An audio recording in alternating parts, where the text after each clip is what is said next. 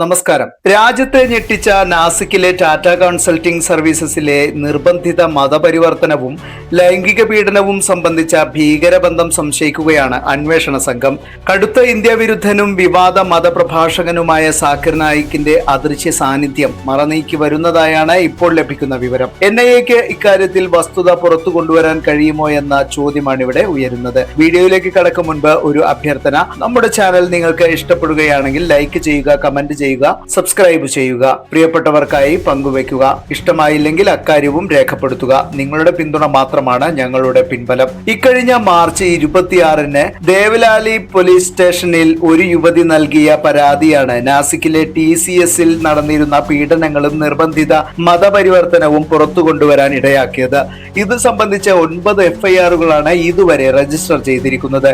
മുംബൈ നാഗ police സ്റ്റേഷനിൽ 18-നും 25-നും ഇടയിൽ പ്രായമുള്ള 8 യുവതികൾ ഉൾപ്പെടെ 9 പേരാണ് പരാതി നൽകിയിട്ടുള്ളത്.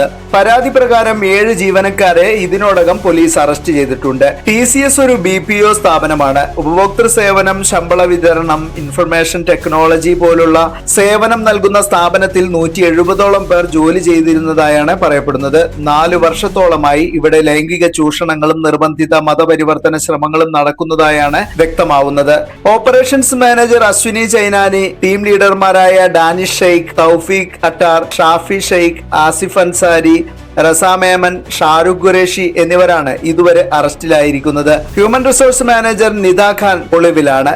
ഇവർക്ക് വേണ്ടിയുള്ള അന്വേഷണം തുടരുകയാണ്. പീഡനങ്ങൾക്കും മതപരിവർത്തനത്തിനുള്ള നിർബന്ധങ്ങൾക്കും ഹ്യൂമൻ റിസോഴ്സ് മാനേജർ നിദ ഖാനാണ് നേതൃത്വം നൽകിയതെന്നാണ് ഇപ്പോൾ അറിയാൻ കഴിയുന്നത്. ഏറെക്കാലമായി നടക്കുന്ന ഗുരുതരമായ കുറ്റത്തിനെതിരെ ജീവനക്കാർ HR മാനേജർക്ക് പരാതി നൽകിയിട്ടും ആ പരാതികൾ മുകളിലുള്ളവർ അറിഞ്ഞിട്ടും നടപടികൾ സ്വീകരിച്ചിട്ടില്ലെന്ന കാര്യം ഇവിടെ ഗൗരവമുള്ളതാണ്. ഇത് വിരൽ ചൂണ്ടുന്നത് അജ്ഞാത കേന്ദ്രങ്ങളുടെ ഇടപാടുകളിലേക്കാണ്.